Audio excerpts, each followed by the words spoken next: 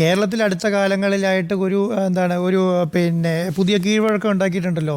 കാരണം ഈ ലൈംഗിക ആരോപണം നേരിടുന്ന MLA-മാർ ആരും രാജിവെച്ചിട്ടില്ല. അപ്പോൾ അങ്ങനെ രാജിവെക്കാതെ ഇത് മുൻപാണല്ലോ, മാസങ്ങൾക്കും വർഷങ്ങൾക്കും മുൻപ് നേരിട്ട ആരോപണങ്ങളിൽ ഒരാൾ പോലും രാജിവെച്ചിട്ടില്ലല്ലോ. ഇപ്പോൾ പ്രതിപക്ഷത്തിൻ്റെ ഭാഗത്തു നിന്ന് എത്ര MLA-മാർ, പിന്നെ ഒരു MLA ഈ എൽദോസ് കുമ്മനപ്പള്ളിയുടെ പേരിൽ ആരോപണം വന്നിട്ടുണ്ട്. അതിന് മുമ്പ് ജോസ് തെറ്റയുടെ പേരിൽ ആരോപണം വന്നിട്ടുണ്ട്. ആ സമയത്തൊന്നും ഈ MLA സ്ഥാനം രാജിവെച്ചില്ല. അപ്പോൾ ഈ അരുൺ പറയുന്നതിന് അതൊരു വലിയ കാര്യമുണ്ട്. കാരണം എക്സിക്യൂട്ടീവ് പദവി രാജിവെക്കുന്നത് പോലെ ഈ പറഞ്ഞ MLA സ്ഥാനം രാജിവെച്ച് കഴിഞ്ഞാൽ ഈ പറഞ്ഞ ആരോപണം തെറ്റാണ് എന്ന് തെളിഞ്ഞു കഴിഞ്ഞാൽ ഈ MLA-ക്ക് തിരിച്ചു വരാൻ പറ്റുമോ? പക്ഷെ അതിനൊരു വേറൊരു കാര്യം ഞാൻ പറയുന്നത്, ഈ നടിയെ ആക്രമിച്ചിട്ട് കേസുമായി ബന്ധപ്പെട്ട് 2017 ഈ പറഞ്ഞ പിന്നെ WCC വരുന്നതും അതിനുശേഷം കോടതി പിന്നെ മുഖ്യമന്ത്രിയെ കാണുന്നതും ഈ പറഞ്ഞ ഹേമ കമ്മിറ്റീനെ അപ്പോയിൻറ്റ് ചെയ്തതും ഈ ഹേമ കമ്മിറ്റി റിപ്പോർട്ട് ഉണ്ടാകുന്നതും ഈ റിപ്പോർട്ടിൻ്റെ ഭാഗമായിട്ടാണല്ലോ ഇത്രയും കോലാഹലം ഉണ്ടാകുന്നത്.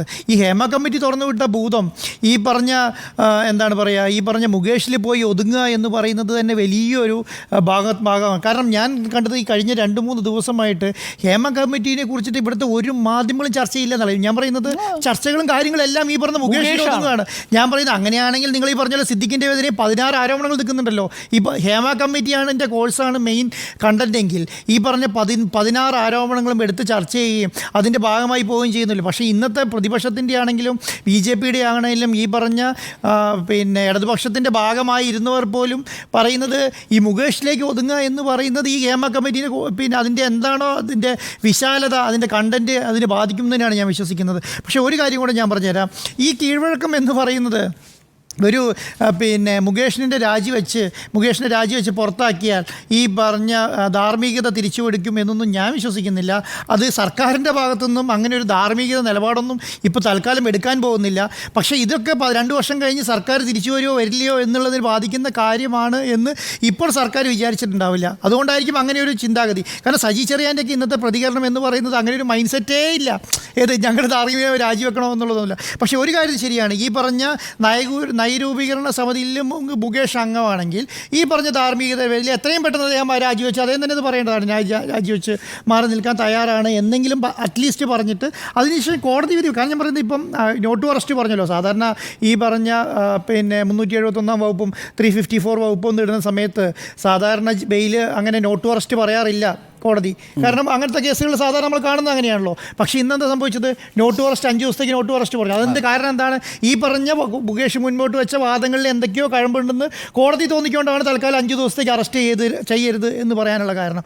അങ്ങനെ ഒരു കാരണം എടുത്ത സ്ഥിതിക്ക് ഞാൻ പറയുന്നത് ഈ പിന്നെ ഈ ഹേമ കമ്മിറ്റി റിപ്പോർട്ടിൻ്റെ ഭാഗമായിട്ടുണ്ടായിരുന്ന അവരുദ്ദേശിച്ച കാര്യങ്ങളും ആ കാര്യങ്ങളിലേക്ക് കൂടുതൽ കടക്കണമെന്ന് ഞാൻ പറയുന്നത് ഈ പറഞ്ഞ ഹേമ കമ്മിറ്റി റിപ്പോർട്ട് പുറത്തുവിട്ടതിൽ ഇനിയും ഈ പറഞ്ഞ വിവരാവകാശ കമ്മീഷൻ പുറത്തുവിടാൻ പറഞ്ഞ രേഖകൾ ഇനി 5-6 പേജ് പുറത്തുവിട്ടിട്ടില്ലല്ലോ.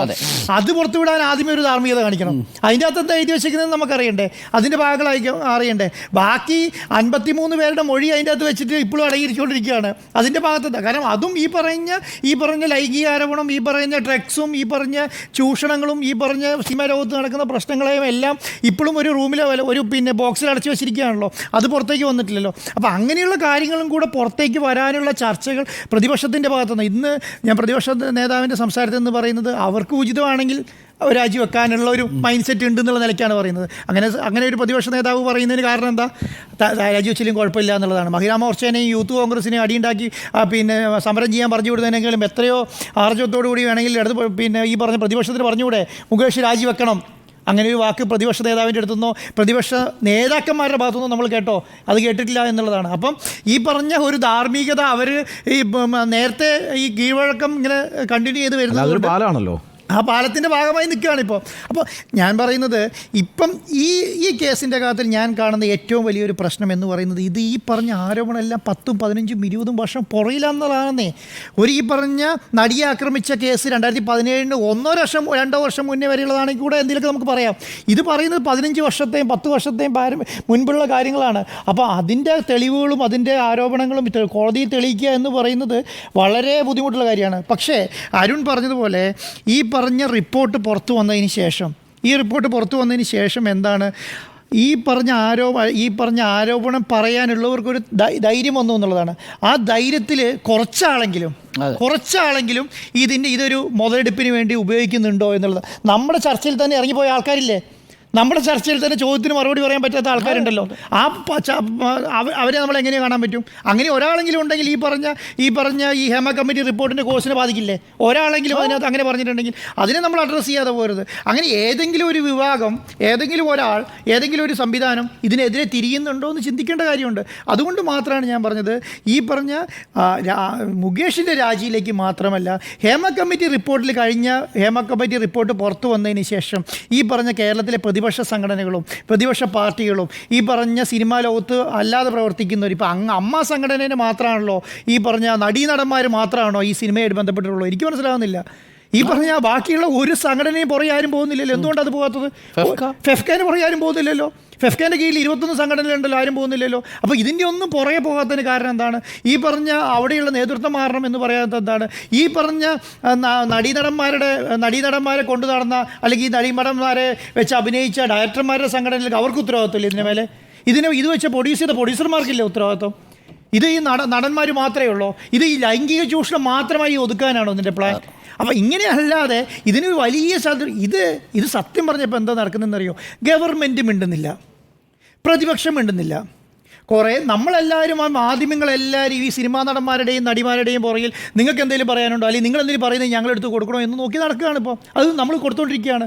അത് കൊടുക്കുന്നതിന് കാരണം എന്താ? നമുക്ക് ഈ ഹേമ കമ്മിറ്റി റിപ്പോർട്ട് പുറത്തു വരണമെന്നും ഈ സിനിമാ ലോകത്തുണ്ടായിരുന്ന പ്രശ്നങ്ങൾ ഇനി ഉണ്ടാവാൻ പാടില്ല എന്നും, ഈ പറഞ്ഞ നടിയെ ആക്രമിച്ച പോലെയുള്ള പ്രശ്നം ഇനി അങ്ങോട്ട് ഉണ്ടാവാൻ പാടില്ല എന്നും, ഈ നടിയെ ആക്രമിച്ച പോലത്തെ ഒരു പ്രശ്നം ഇനി ലൈഫിൽ ഉണ്ടാവരുന്നുള്ള ഒരു ഉദ്ദേശത്തോടു കൂടിയാണ് ഇവിടെ മാധ്യമങ്ങളും ഇവിടുത്തെ ഇതിനുമായിട്ട് എതിരെ നിൽക്കുന്ന എല്ലാവരും ഇറങ്ങി തിരിച്ചിട്ടുള്ളത്. പക്ഷേ ഒരാൾ പോലും സർക്കാരിൻ്റെ ഭാഗത്തു നിന്നാണെങ്കിലും പ്രതിപക്ഷത്തിൻ്റെ അത് ആത്മാർത്ഥമായിട്ടൊരു വാക്ക് ഈ സമയം വരെ പറയുന്നത് ഞാൻ കേട്ടിട്ടില്ല. അതുകൊണ്ട് ഈ കാര്യത്തിൽ മുകേഷിൻ്റെ കൂടെ തന്നെയാണ് പാർട്ടി എന്നാണ് ഞാൻ വിശ്വസിക്കുന്നത്. ഓക്കെ,